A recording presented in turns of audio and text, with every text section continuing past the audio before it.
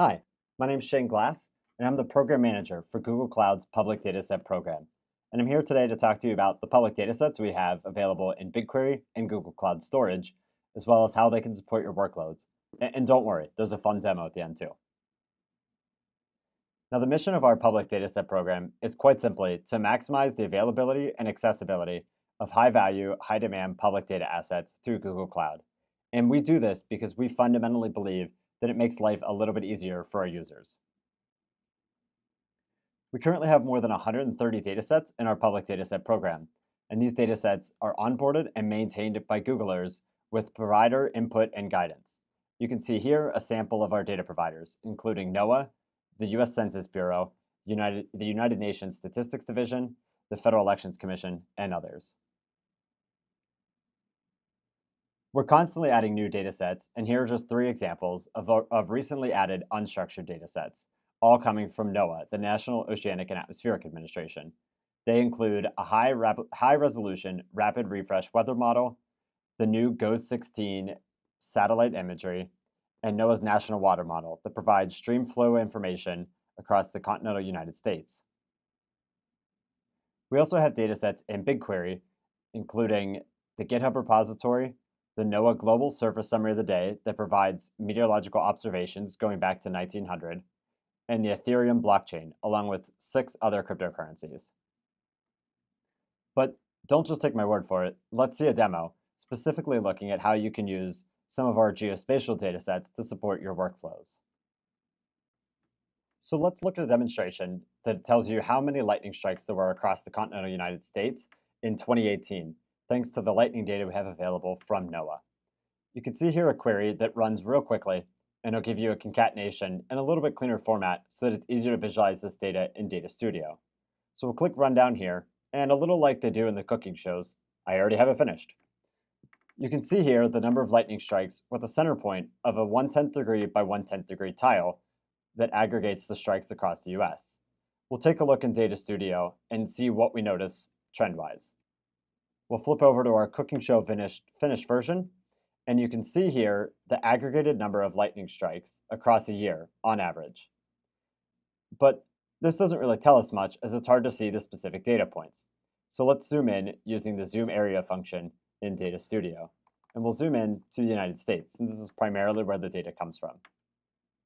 Now, I had originally expected Florida to have the most lightning strikes per day, but as you can see, what really stands out on this map is the collection of data here in Oklahoma. Now, I'm curious, and I want to dig in further, and how can you use public datasets to do that?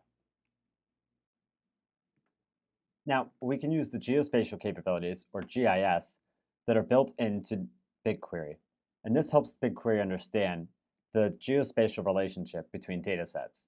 Now, this particular query has a little pre-processing done under the hood, but we're hopeful to make that unnecessary here in the near future. For now, we'll take the shortcut. And so this query gives us the return of a polygon for each tile, as well as the number of lightning strikes by day. But let's say we wanted to look at that in a more visual format.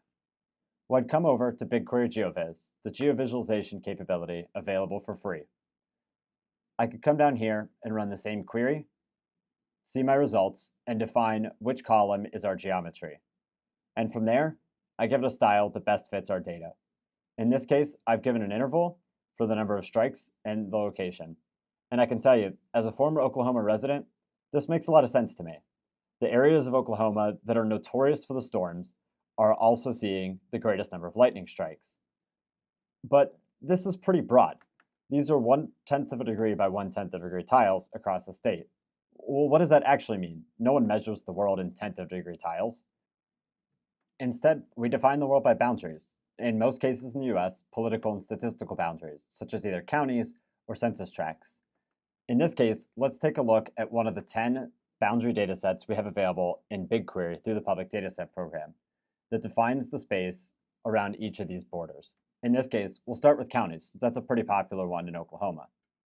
We'll run a pretty similar query, except this time we'll take a little shortcut so that I only have to remember the state name as opposed to the state FIPS code.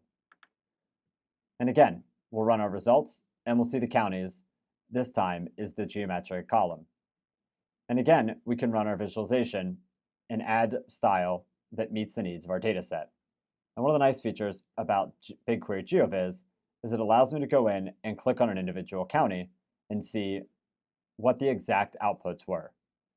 And we can see here, for example, that Oklahoma County has about 300 lightning strikes per day. And this pretty closely lines up with what we saw from the other map, except on a more understandable boundary.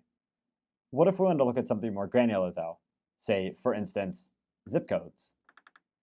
Again, we'll take the same data set, but this time we'll define it by the spaces of zip codes, or zip code tabulation areas in this case, and we'll run that through, and that gives you a better idea of maybe what zip code you want to avoid, assuming you don't like lightning strikes.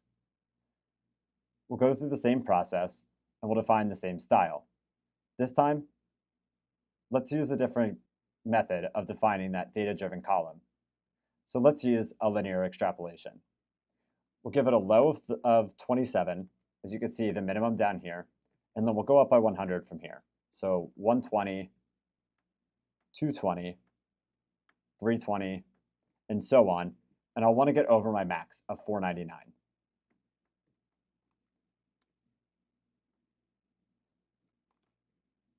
I'll quickly set the colors down here, and I can scroll through some different options to find one that suits my palette. In this case, I want to use something pretty similar to the one I used in the counties. And you can see here, again, there's a dark concentration here around Oklahoma City.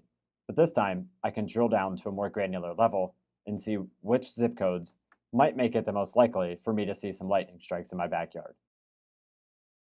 So this is just one example of what can be done with public data sets.